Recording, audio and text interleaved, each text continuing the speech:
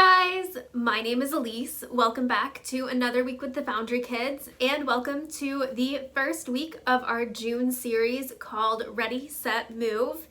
In this series, we are talking about following Jesus and really going like anywhere and everywhere for Jesus. And so I'm really excited to share some lessons about following Jesus with you. But before we do that, we're going to stand up and sing a song.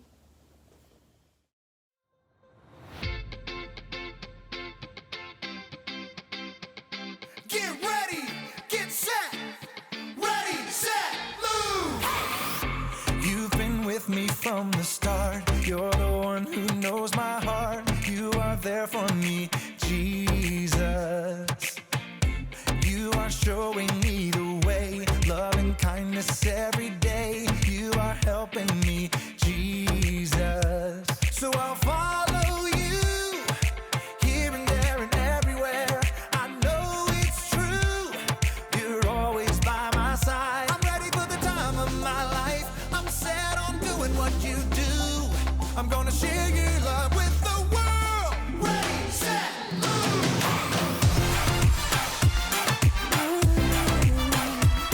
Get ready, get set, ready, set, move!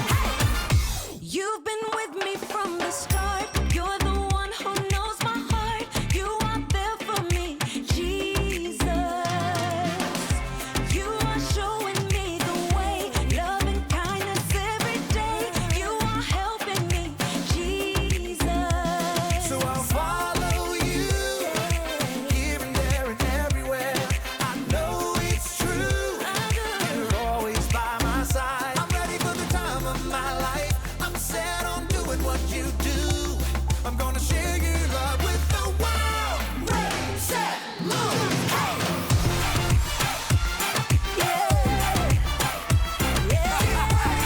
Get set, ready, set, move!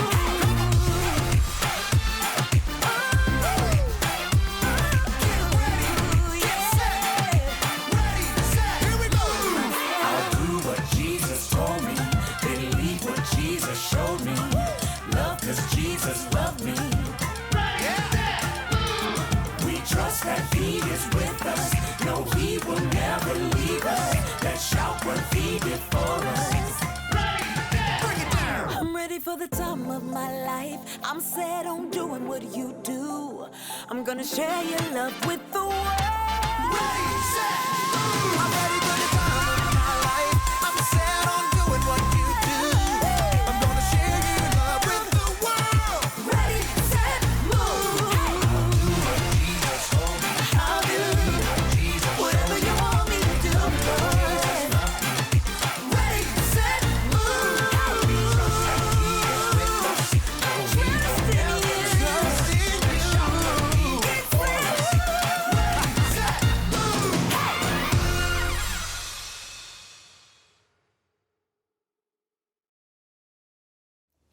Our Bible story today comes from the book of Acts, and Acts is in the New Testament, so this is after Jesus has already been born, and actually after Jesus has already gone back up to heaven.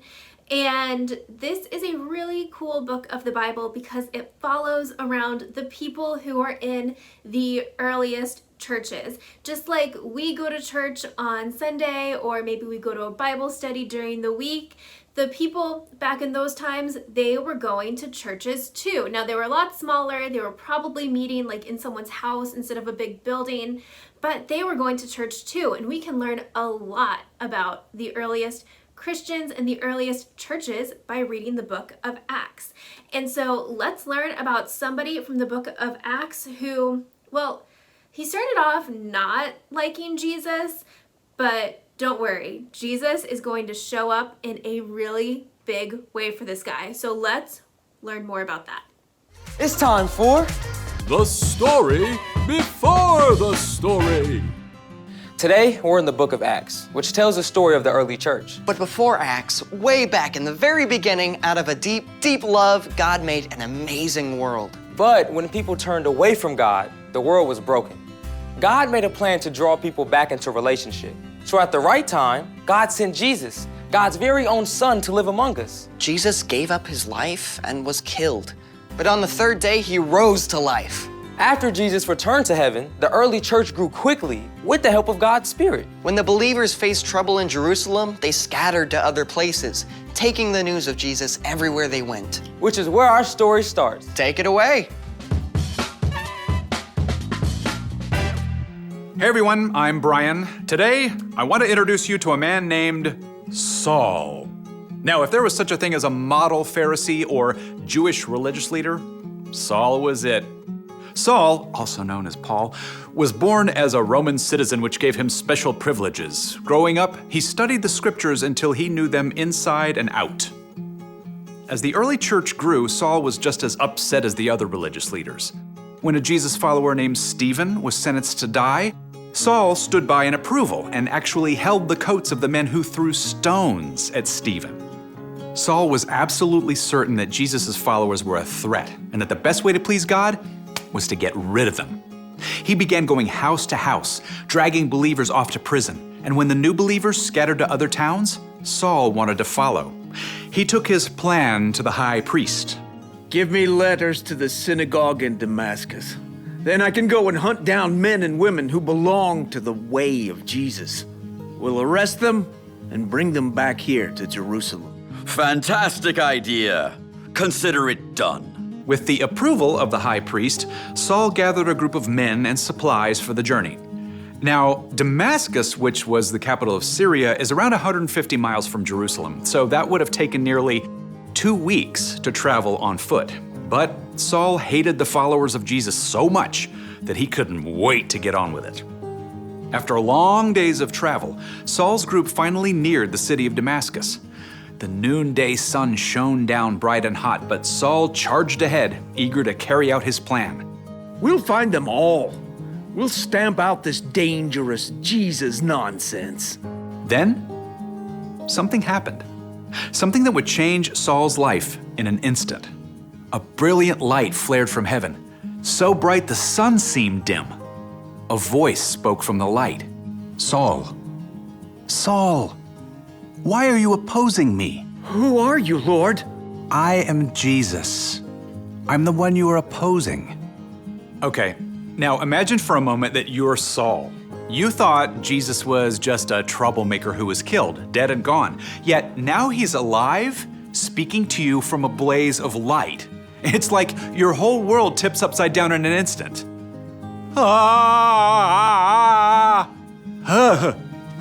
Whew.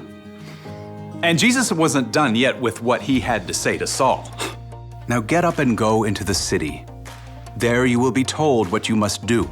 The men with Saul saw the light too, and heard a sound. What is that? It's like thunder. As the light faded, Saul stood and opened his eyes. I can't see.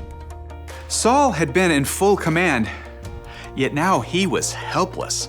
Men from the group led him to a home in Damascus, and for 3 days, still blind, Saul prayed to God. During this time, he didn't even eat or drink anything. And that's where we'll leave it for today. The end. Ooh, a cliffhanger. You're right, it's to be continued. You cannot just leave everyone hanging like this. Okay, spoiler alert, Saul's meeting with Jesus did change him. Later, Saul regained his sight, and instead of trying to wipe out Jesus' followers, Saul became one. So what's our part in the story? Well, you probably won't hear Jesus ever speak to you from a brilliant light. Saul's perspective, his way of seeing the world, was changed in an instant. But as you begin to learn who Jesus is and choose to follow him, your vision too will start to shift. You'll start to see things in a new light.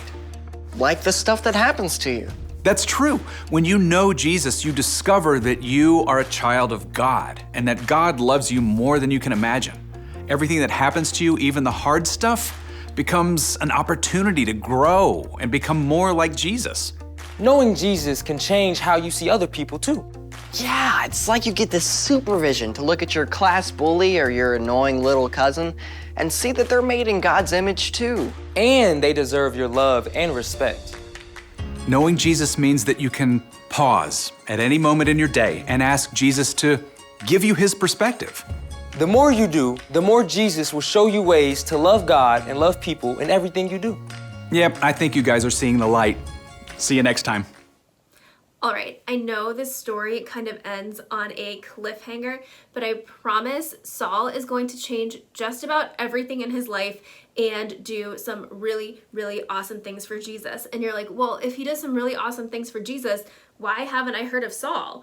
And I have a really good answer that we're going to answer next week, but he changes his name. So that's how changed his life is. He even changes his name. So we're going to learn more about Saul and who he becomes next week.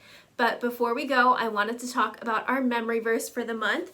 So our memory verse, if you come into the building, you can pick up one of these little cards that has our memory verse on it. And it's Hebrews 11:1. It says, faith is being sure of what we hope for. It is being sure of what we do not see. I'm going to read that one more time. Hebrews 11:1. Faith is being sure of what we hope for. It is being sure of what we do not see. So I can't wait to talk to you guys more about faith, about following Jesus, and about how Saul is going to change some things. So talk to you next week. Bye.